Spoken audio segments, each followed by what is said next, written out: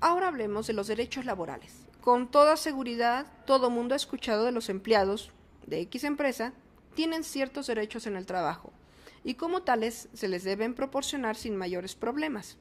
Esto según la Ley Federal del Trabajo, que es la que regula tanto los derechos de los trabajadores y patrones como también las obligaciones de ambos. La Ley Federal del Trabajo de México es un cuerpo de leyes referente al artículo 123 constitucional. Surge de la necesidad de contar con un organismo regulador de las regulaciones obrero-patronales. Hay que recordar que hace muchos años los patrones trataban a sus empleados como pertenencia y no reconocían ningún derecho generado por ellos mismos. Fue a principios del siglo pasado cuando el gremio laboral se movilizó para imponer sus derechos y tratar de uniformar y elevar las garantías mínimas para todo trabajador en nuestro país. Hubo dos acontecimientos muy significativos y relevantes en nuestro país que dieron principio a la legalidad de los derechos de los trabajadores: las huelgas de Río Blanco, Veracruz y la Cananea, Sonora. Ahora hablemos de las prestaciones. Por trabajador vamos a decir que es aquella persona que presta a otra persona un trabajo personal subordinado a cambio de una remuneración, que invariablemente deberá ser en efectivo y en las fechas y lugares pactadas de acuerdo al contrato de trabajo. Pero el sueldo no es lo único que el trabajador gana. Según la Ley Federal del Trabajo, hay otras prestaciones a las que tiene derecho conforme va pasando el tiempo: aguinaldo, vacaciones, prima vacacional, participación de los trabajadores en las utilidades, prima de antigüedad, premios por puntualidad y asistencia, horas extras, séptimo día y días festivos. De las anteriores prestaciones, todo trabajador tiene derecho a recibir su servicio médico para él y su familia a través del Instituto Mexicano del Seguro Social. Tiene derecho a solicitar un crédito para casa-habitación. Igualmente, tiene derecho a solicitar un crédito para el consumo a través de Fonacot, entre otras. En el caso del inicio, el desarrollo y la finalización de un contrato laboral, hay que tomar en cuenta que un contrato de trabajo es aquel documento en virtud del cual una persona llamada trabajador se compromete ante otra persona llamada patrón a prestar un trabajo personal subordinado a cambio de la remuneración. Lo volvemos a mencionar para que no se nos olvide. En el contrato se debe estipular, entre otras cosas, que convenga patrón-trabajador lo siguiente: la mención de ser un contrato laboral, datos generales de ambas partes, nombre, género, domicilio, etc.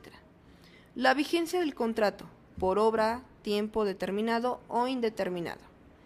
El servicio o servicios que deben prestarse. El lugar o lugares donde se deberá prestar el servicio. El día y lugar de pago.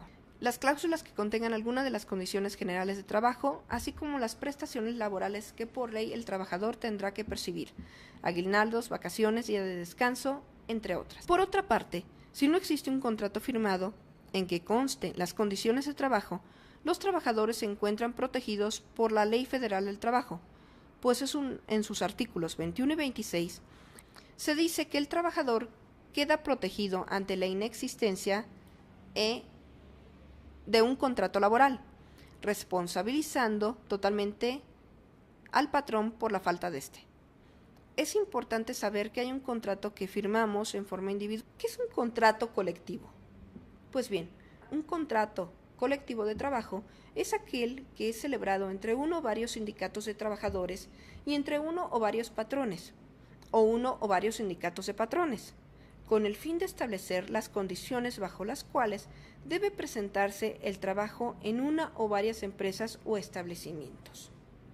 El contrato colectivo debe contener los nombres y domicilios de los contratantes, las empresas y establecimientos que abarque, su duración o la expresión de ser por tiempo determinado o indeterminado, las jornadas de trabajo, el monto de los salarios, las cláusulas relativas a la capacitación y adiestramiento de los trabajadores en la empresa o establecimiento que comprenda, disposiciones sobre capacitación o adiestramiento que se deba impartir a quienes vayan a ingresar a trabajar a la empresa o establecimiento, las bases sobre la integración y funcionamiento de las comisiones mixtas, de acuerdo con la Ley Federal del Trabajo, las demás condiciones que convengan a ambas partes.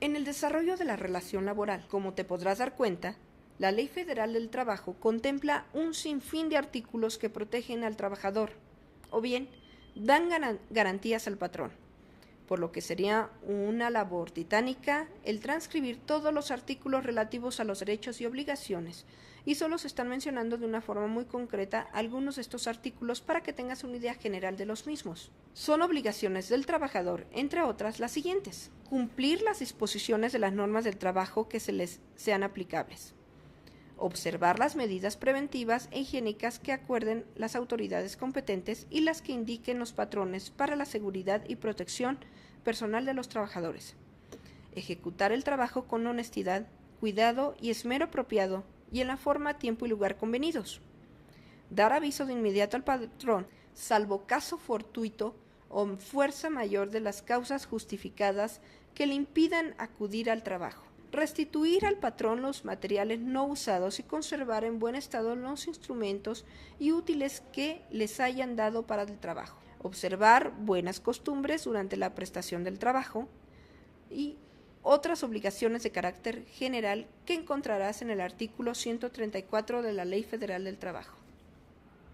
Son obligaciones del patrón, entre otras, las siguientes: cumplir con la disposición de las normas de trabajo aplicables a sus empresas o establecimientos, pagar a los trabajadores los salarios e indemnizaciones conforme a las normas vigentes, proporcionar oportunamente a los trabajadores los útiles, instrumentos y materiales necesarios para la ejecución del trabajo, guardar a los trabajadores la debida consideración, absteniéndose de un maltrato de palabra o de obra, conceder a los trabajadores el tiempo necesario para el ejercicio del voto en las elecciones populares y para el cumplimiento de los servicios de jurados electorales y censales, permitir a sus trabajadores faltar a su trabajo para desempeñar una comisión accidental o permanente de su sindicato o del Estado, proporcionar capacitación y adiestramiento a sus trabajadores en términos de ley, proporcionar a las mujeres embarazadas la protección que establecen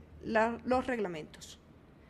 Otras obligaciones de carácter general las encontrarás citadas en los artículos 132 y 33 de la Ley Federal del Trabajo. En el caso del término de la relación laboral, ¿sí?, que esto significa finalizar cualquier actividad con la empresa, el patrón laboral, ¿sí?, por diversas causas, las cuales puedes encontrar en la Ley Federal del Trabajo, pero dentro de las más comunes están renuncia, despido, renuncia con derecho a indemnización, rescisión de contrato, cesantía por vejez, suspensión temporal e invalidez.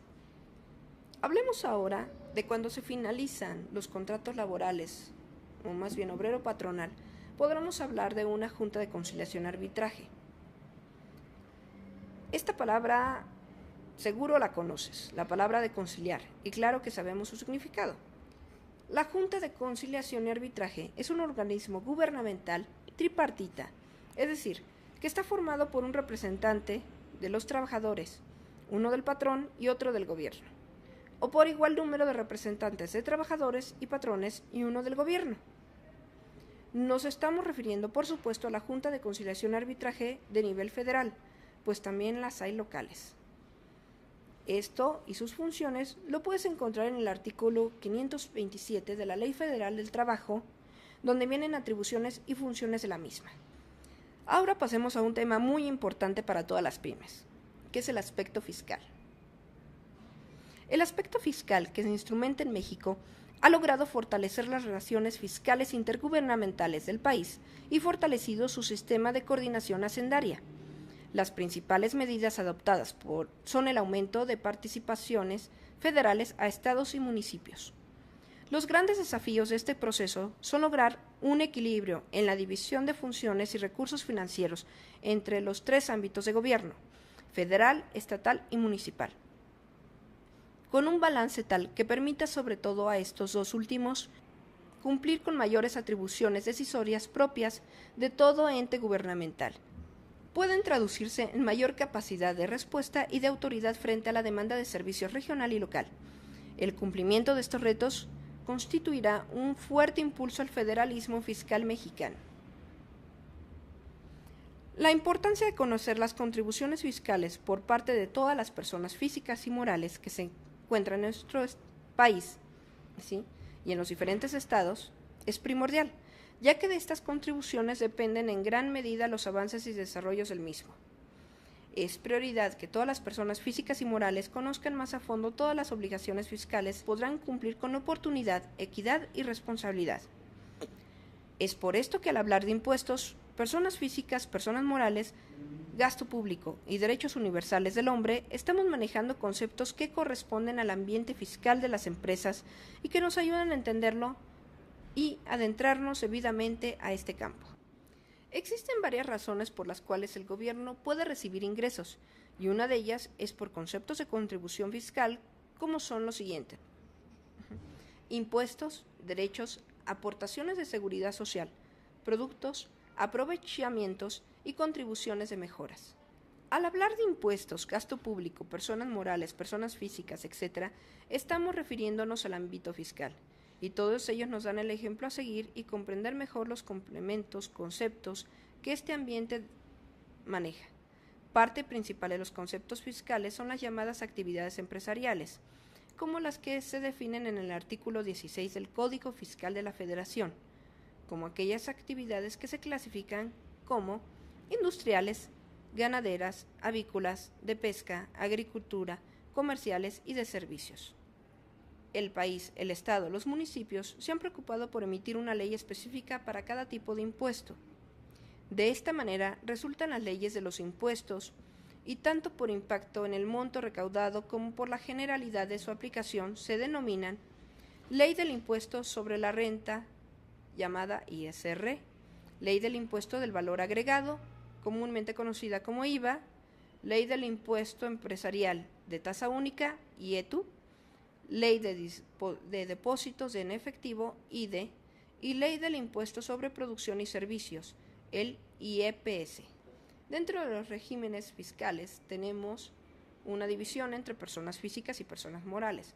Para el caso de las personas físicas tenemos el régimen general, pequeños contribuyentes, intermedio, actividades empresariales y profesionales, arrendamiento y el simplificado. Para personas morales tenemos el general y el simplificado. En ambos casos, las personas físicas y morales tienen que hacer pagos provisionales. Esto es de acuerdo con como lo estipulan las leyes que se mencionan en los puntos anteriores.